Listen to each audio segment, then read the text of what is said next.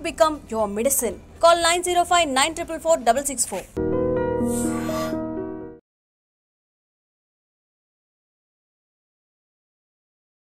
నమస్కారం, welcome to I dream. ధర్మ మార్గం విత్ విజిత కార్యక్రమానికి స్వాగతం.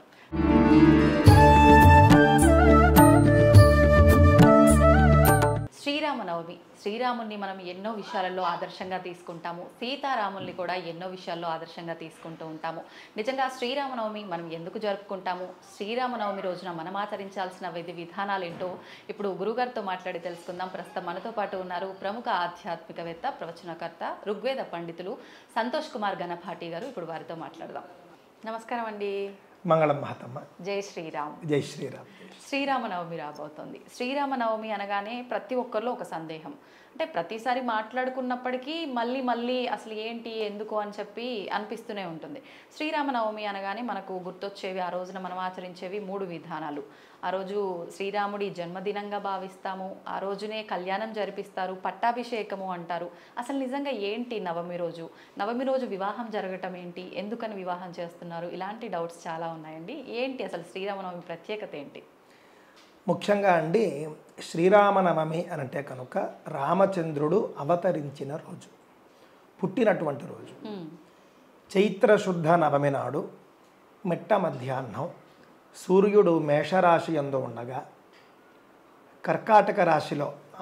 కర్కాటక లగ్నంలో ఆయన జన్మించారు. సూర్యుడు మేషరాశిలో ఉన్నాడు, 5 గ్రహాలు ఉచ్చస్థితిలో ఉన్నాయి. మధ్యాహ్న కాలం. అంతటి గొప్ప మహత్తరమైనటువంటి యోగంలో రామచంద్రుడు అవతరించడం జరిగిందండి.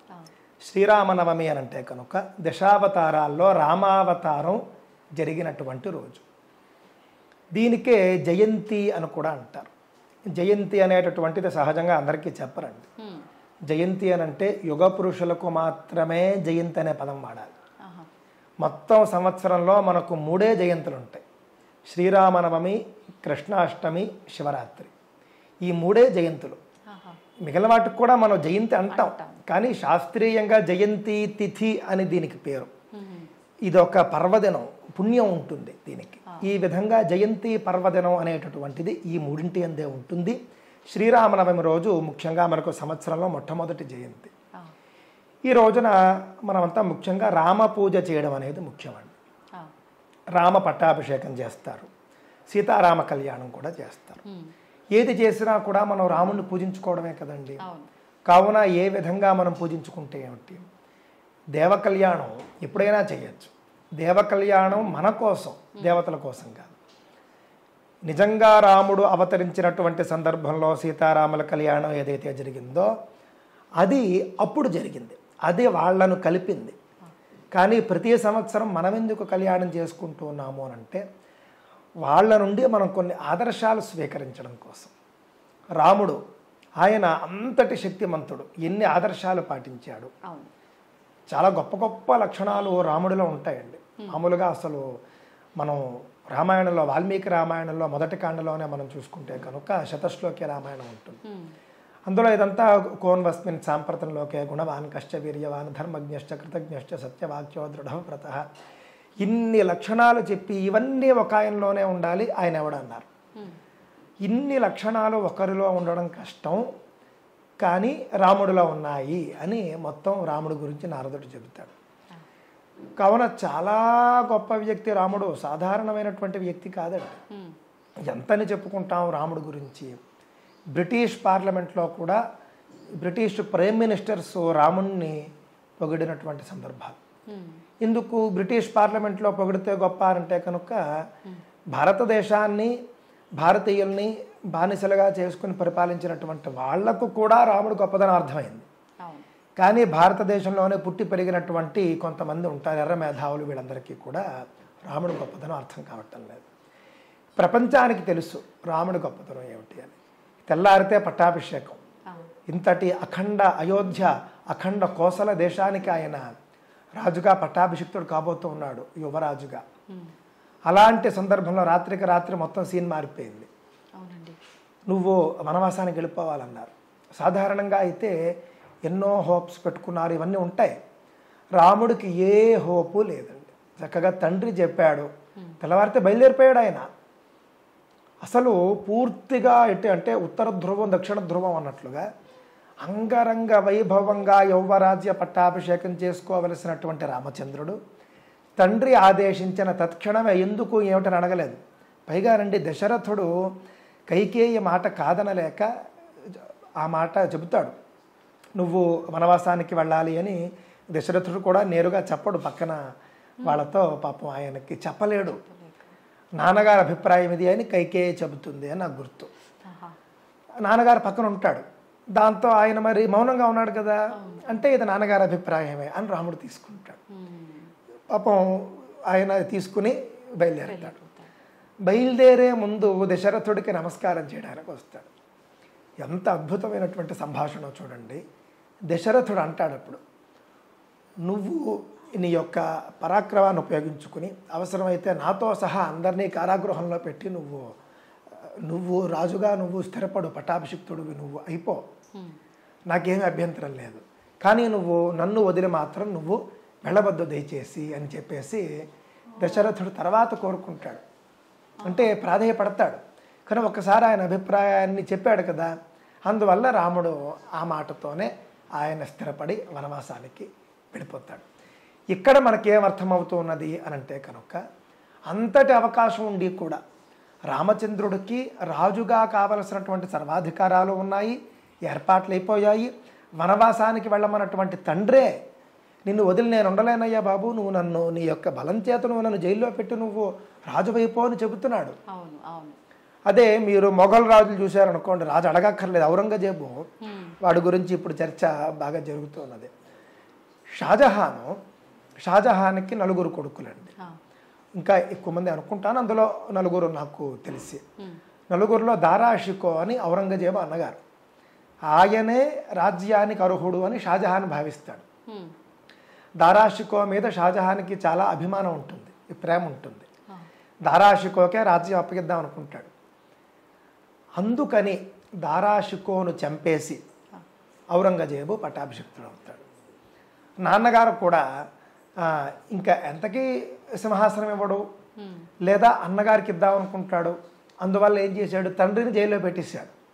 షాజహాన్ని అరెస్ట్ చేసి జైల్లో పెట్టి ఔరంగజేబు సింహాసనం ఎక్కాడు. ఎక్కడ షాజహాన్ బయట ఉంటే కనుక అన్నగారికి సింహాసనం ఇచ్చేస్తాడేమో అని చెప్పేసి 3 సోదరుల్ని కూడా నిర్మూలించుకొని కన్న తండ్రిని జైల్లో పెట్టి రాజైనటువంటి ఘనత ఔరంగజేబు. కానీ శ్రీరామచంద్రుడు అండి, తండ్రే చెబుతున్నాడు నువ్వు చేయవయ్యా అని ఆయన కాళ్ళకి దండం పెట్టి వనవాసానికి వెళ్ళమని అసలు కోరినటువంటి కారణమైనటువంటి కైకేయికి కూడా కాళ్ళకు దండం పెట్టి ఆయన వెళ్ళిపోయాడు. అంతటి గొప్ప అద్భుతమైనటువంటి వ్యక్తి. అంటే ఏదైనా ఆయన కోరుకోగలడు, స్వీకరించగలడు, త్యాగం చేయగలడు. రాముడి గురించి నేను ఎంతసేపు చెప్పినా వస్తూనే ఉంటుంది.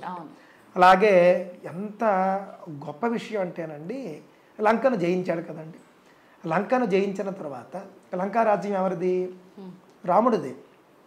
ఆయన కోరుకుంటే లక్ష్మణుడిని అక్కడ రాజుగా చేసేసి ఈయనే ఉంచుకోవచ్చు మొత్తం. ఏం చేశాడు రాముడు?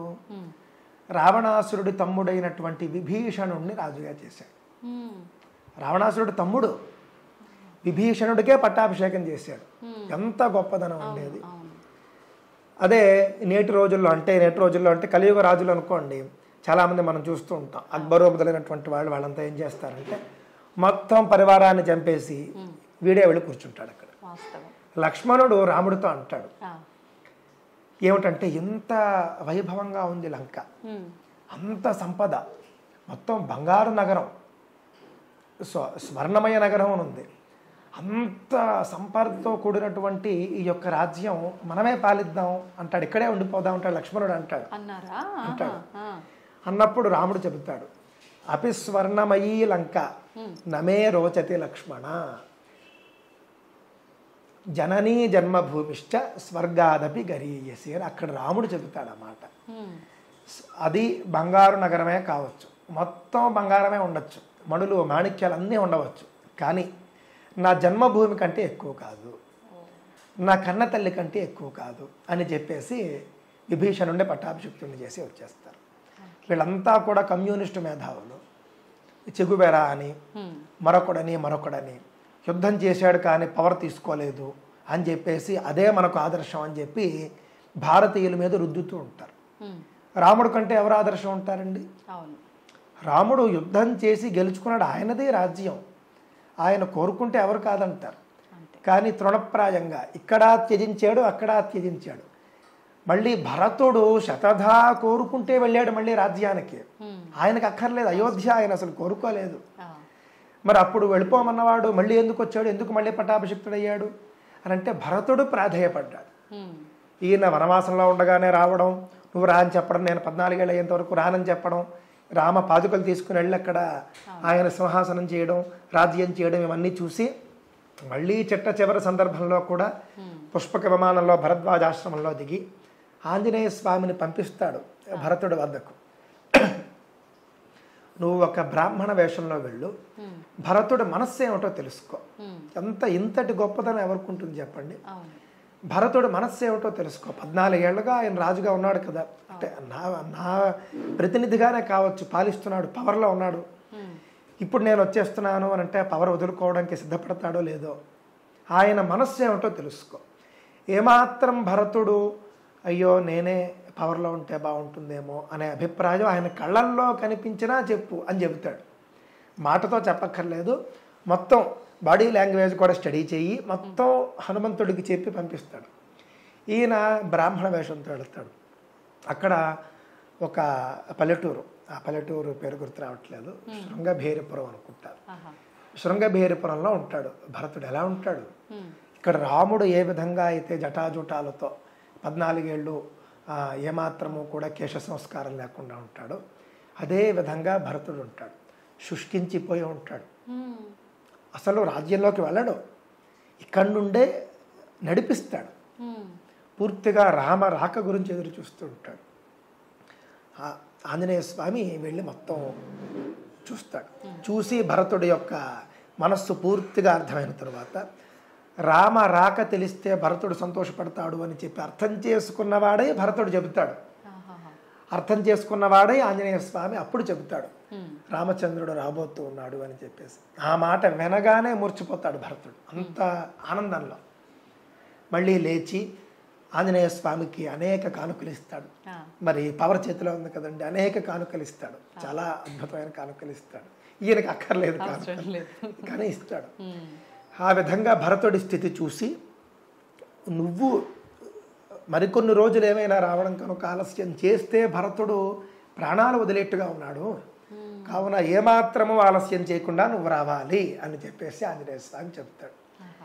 ఎందుకంటే ఇక్కడ తమ్ముడి మీద ప్రేమ అంతే. ఒకవేళ పాపం ఆయనకు కావాలని ఉందేమో, ఆయనకు కావాలని ఉంటే నేనెందుకు మళ్ళీ వచ్చి అడ్డు తగలడం అని చెప్పేసి ఆయన అనుకుంటాడు అన్నమాట. అంతకుమించి ఇంకేం కాదు, ఇది ప్రేమ. ఆ విధంగా రాముడు పవర్ కోసం ఎప్పుడూ కూడా పాకులాడలేదు, త్యాగం చేశాడు రాజ్యాన్ని, రాజ్యాలను త్యాగం చేశాడు. అంతటి గొప్ప వ్యక్తి. నిజం తప్ప, వాళ్ళ వంశంలో సత్యం తప్ప ఇంకేమీ మాట్లాడరు.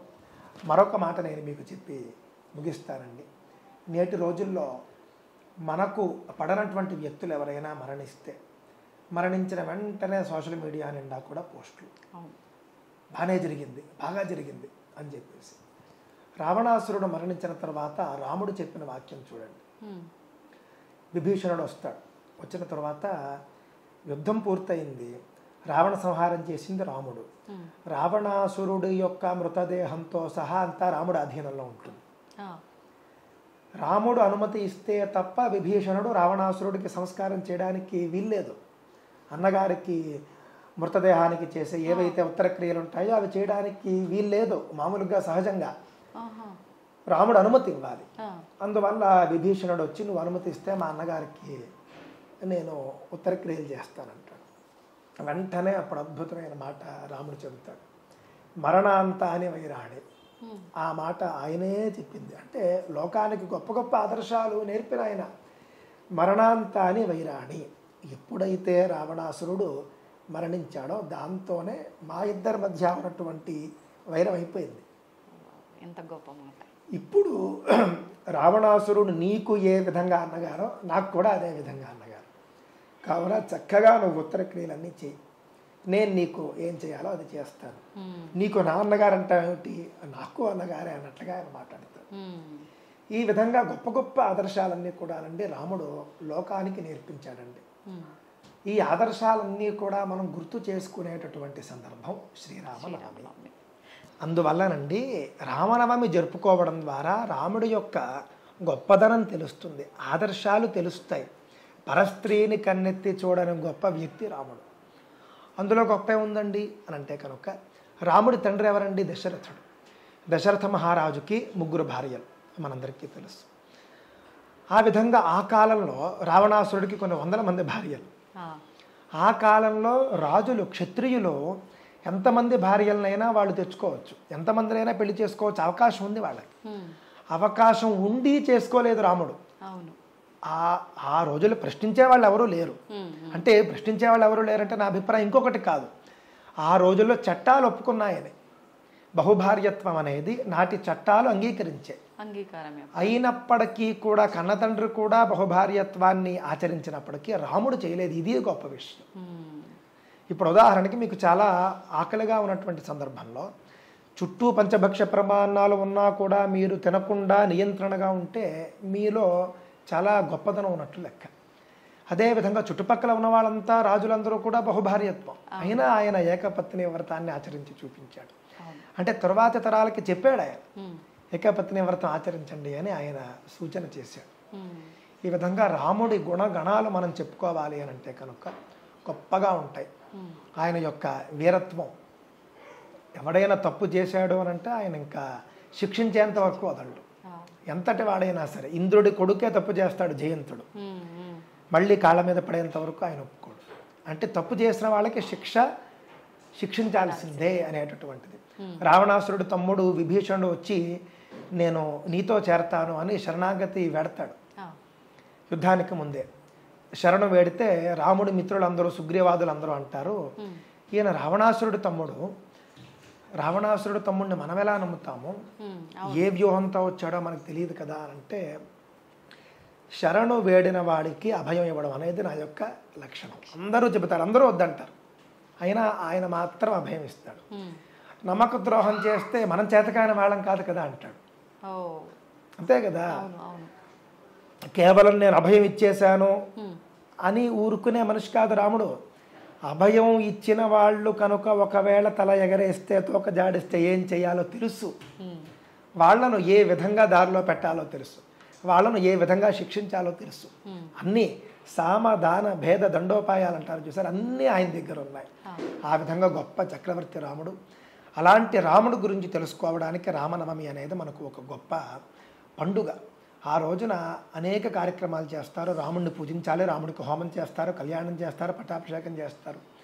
ఇవేవి చేయలేని వాళ్ళు ఏం చేయాలి అని అంటే కనుక రాముడి ప్రతిమ దానం చేయడం అనేది ఆ రోజున విధించారండి.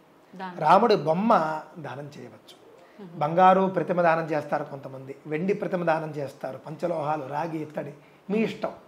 ఆ విధంగా శ్రీరామనవమి నాడు రాముడి ప్రతిమ దానం చేయండి. పానకం తీసుకోవడం అనేది మనందరికీ తెలుసు, వడపప్పు పానకం. అది కూడా శ్రీరామనవమి నాడు మనమంతా కూడా తీసుకుంటాం.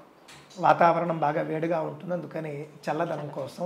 ఇంకా అనేక కారణాలు కూడా దాంట్లో ఉంటాయి. ఆధ్యాత్మిక రహస్యాలు ఉంటాయి, ఆది భౌతిక రహస్యాలు కూడా ఉంటాయి.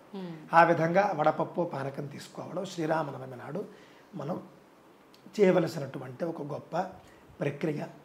ఈ విధంగా మనం శ్రీరామనవమి ఆచరించుకుందాం, అందరం కలిసి ఉందాం. శైవ వైష్ణవ భేదాలు వద్దు, స్మార్త వైష్ణవ భేదాలు వద్దు.